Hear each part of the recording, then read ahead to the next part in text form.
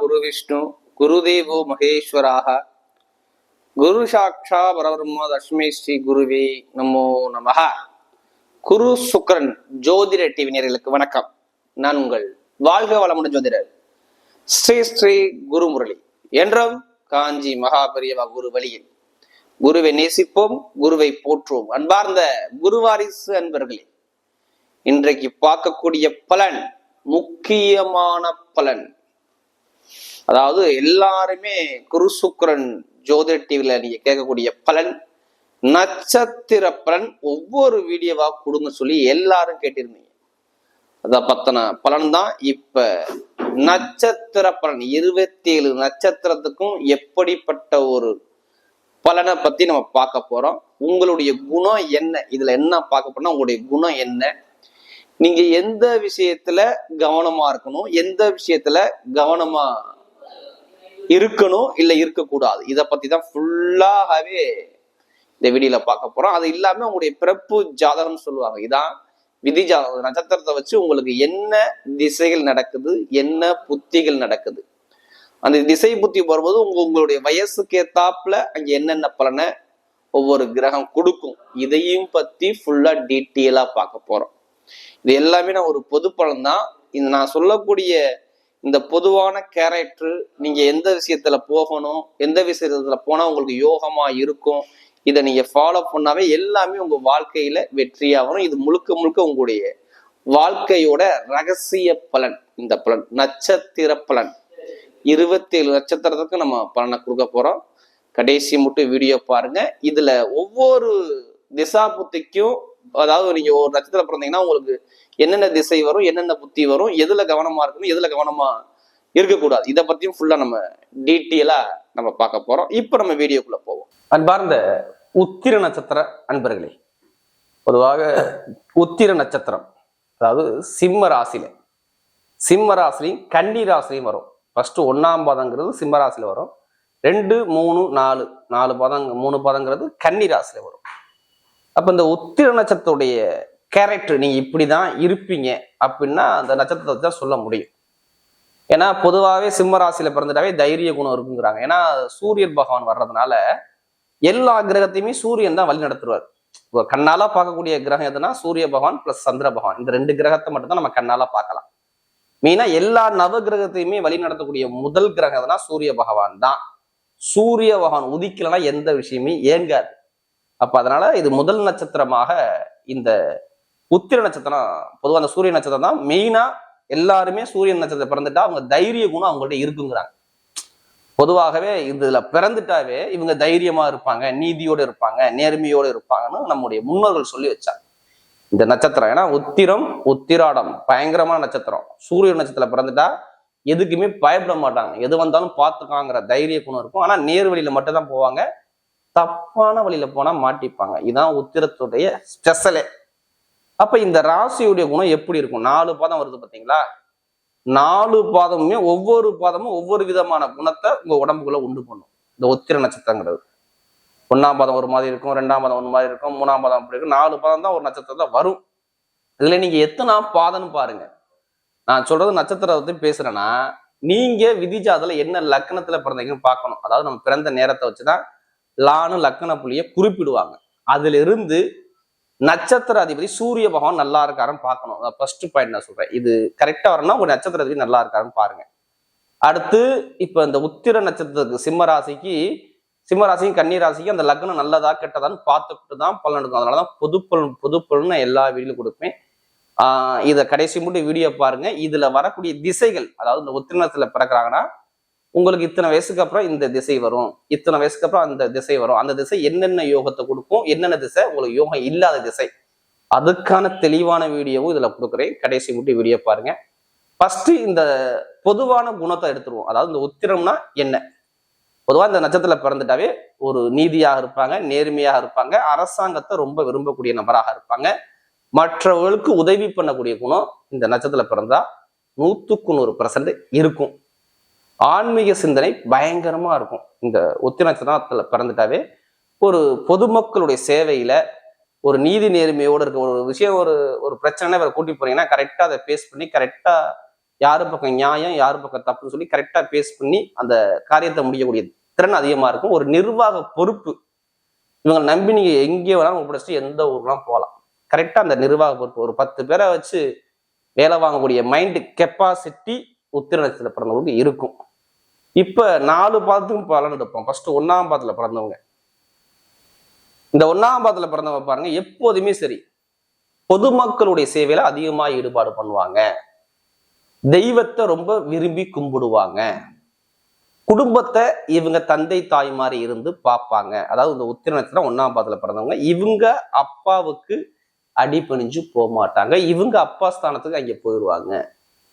அப்ப குடும்பத்து மேல எல்லா பொறுப்பையும் எடுத்து அமைதியா பொறுமையா அழகா கொண்டு போகக்கூடிய குணம் உத்திர நட்சத்திரம் 1ஆம் பாதத்துல பிறந்தவங்க இருப்பாங்க.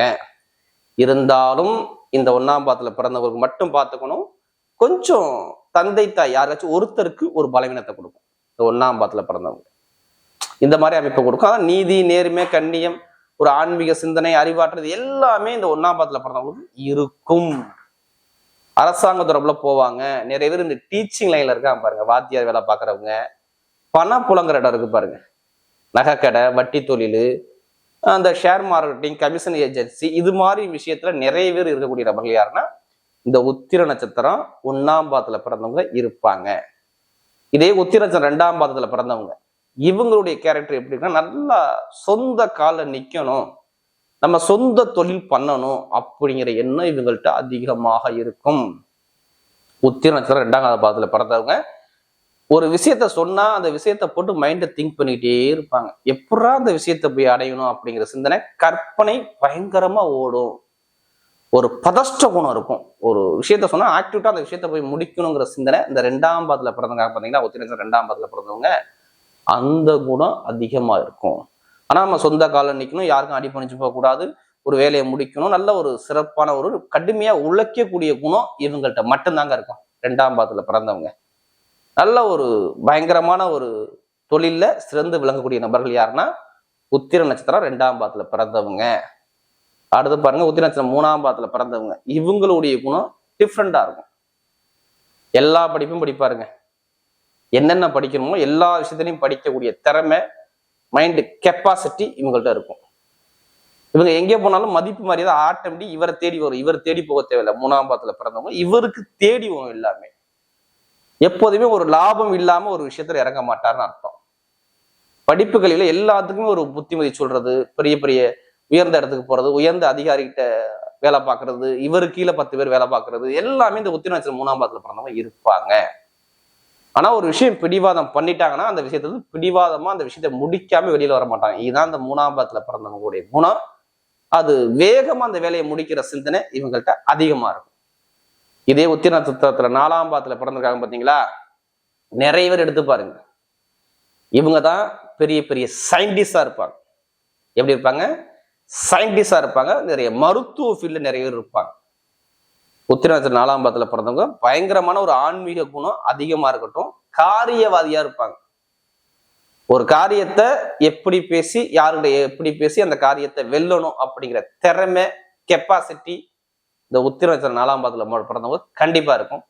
ஆனா நல்ல ஒரு ஆன்மீக சிந்தனை அதிகமா இருக்கும். ஒரு லட்சியத்தை நோக்கி ஓடிக்கிட்டே இருப்பாங்க. இவங்க அந்த லட்சியத்தை அடைகிற சிந்தனை அதிகமா இருக்கும்.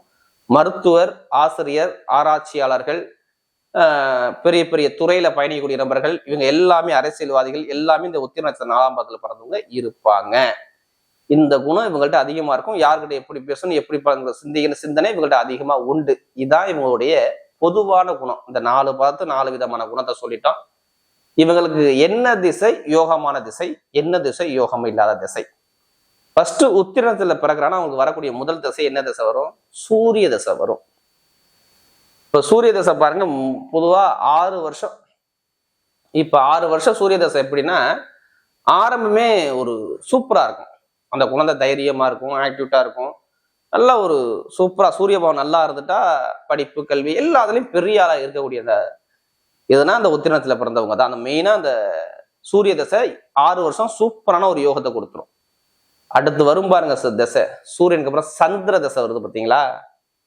இந்த சந்திர தசை வரும்போது ஒரு சில பேருக்கு எப்படின்னா ஒரு பலவீனத்தையும் கொடுக்கும். சந்திர பகவான் அது வளர்பிற சந்திரனால தேய்பிற சந்திரனான்னு பார்த்துக்கணும். வெளிநாடு யோகங்கள், படிப்பு கல்வி சார்ந்த விஷயம், படிப்பு கல்வி ஒரு மந்தப்படுத்துறது, கொஞ்சம் குடும்பத்துல ஒரு செலவு அதிகமா காட்டுறது இந்த சந்திர தசையானது. சில பேருக்கு ஆரம்பத்துல பிறந்த உடனே பாருங்க இவங்க பெற்றோர் ரொம்ப கஷ்டப்பட்டு இருப்பாங்க. இந்த சந்திர தசை ஒரு 10 வருஷம். அப்ப எத்தனை வயசு? 16 வயசு மட்டும் எடுத்துக்கணும். 16 வயசு. இந்த 10 வருஷம் கொஞ்சம் கஷ்டத்தை ஒரு சில பேர் கொடுத்து கொடுத்து கொடுத்து ஒரு மனவிதைக்கு ஒரு சில பேர் உண்டு பண்ணும்.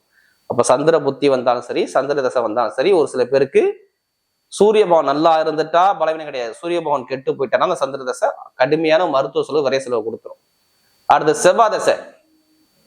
செவ்வாய் தசை தாங்க எங்களுக்கு மண்ணு, மனை, வீடு, இடம், பூமி, வெளிநாடு, வெளியூர் எல்லாமே கொடுக்கும். 7 வருஷம் செவ்வாய் தசை டாப்பா போகணும். ஒரு சில பேருக்கு செவ்வாய் நீசமாக கூடாது. செவ்வாய் ஜாதகத்துல நல்லா இருக்கணும். அப்ப வீடு, இடம் வாங்கலாம், பூமி வாங்கலாம், வெளியூர் போகலாம், வெளிநாடு போகலாம், படிப்புகள்ல பெரியாளா வரலாம், எல்லாமே நல்லா இருக்கலாம். செவ்வாய் தசை வரும்போது போலீஸ் வேலையோட பார்க்கலாம், காக்கி யூனிஃபார்ம் போடலாம். செவ்வாய் தசை வரும்போது அதெல்லாம் நிறைய பேர் போட்டிருப்பாங்க, எடுத்து பார்த்தீங்கன்னா தெரியும். மருத்துவர்கள், இந்த எலக்ட்ரிக்கல் சம்மந்தப்பட்டது எல்லாமே, இந்த நெருப்பு சம்மந்தப்பட்ட துறை எல்லாமே பாருங்க இதுல அதிகமா வைப்பாங்க. இந்த செவ்வாய் தசை வரும்போது இது நல்லா யோகத்தை கொடுக்கும். ஆனா ராகு தசை வரும். அடுத்து செவ்வாய்க்கு அப்புறம் என்ன வரும்? ராகு தசை. 100% சிம்மராசியை பொறுத்த ராகு தசை கொஞ்சம் ஏமாற்றத்தை ஒரு மனிதருக்கு கொடுத்துரும். ராகு திசை வரும்போது ஒரு பலவீனத்தை சந்திப்பாங்க. அப்பதான் திருமணம் சம்பந்தப்பட்ட பேச்சுகள், திருமண தடைகள், திருமணத்தை ஒரு தடை தாமதங்கள், ஒரு ஏமாற்றங்கள், தொழில் ஏமாற்றங்கள், ஒரு பலவீனம். அப்ப ராகு திசை வந்தாலும் சரி, ராகு புத்தி வந்தாலும் சரி, கொஞ்சம் கவனமாக இருக்கணும். யாரு? உத்திரத்துல பிறந்தவங்க. ராகு திசை ஆகாது எங்களுக்கு, எப்போதுமே ராகு திசை ஆகாது. கேது புத்தி கொஞ்சம் கவனமா இருக்கணும். ராகு புத்தி, கேது புத்தி, சந்திர புத்தி, இதெல்லாம் சனி புத்தி, சனி தசை, இதெல்லாம் எதிர்பார்த்த அளவுக்கு பெருசா ஒரு பலவீனத்தை கொடுத்துரும். ஜாதகத்துல சரியா இல்லைன்னா ஒரு பலவீனத்தை கொடுத்துரும். ஆகாத புத்தி தான். உங்களுக்கு நல்ல புத்தி எந்த தசை எடுத்துக்கணும்? சூரிய தசை, செவ்வாய் தசை, குரு தசை, இது எல்லாமே உங்களுக்கு யோகத்தை கொடுக்கக்கூடிய திசைகள். மெயினா இதெல்லாம் நல்ல ஒரு பலனை அள்ளி கொடுத்துரும். சுக்கிர தசை, இதெல்லாம் ஜாதகத்துல நல்லா இருக்கிறதுலாம் நல்ல ஒரு யோகமான திசையில நம்ம சொல்றோம். இதான் உங்களுடைய இந்த உத்திர நட்சத்திரத்துடைய ரகசியம். அடுத்த பதிவுல கண்டிப்பா சந்திப்போம். நன்றி, வணக்கம்.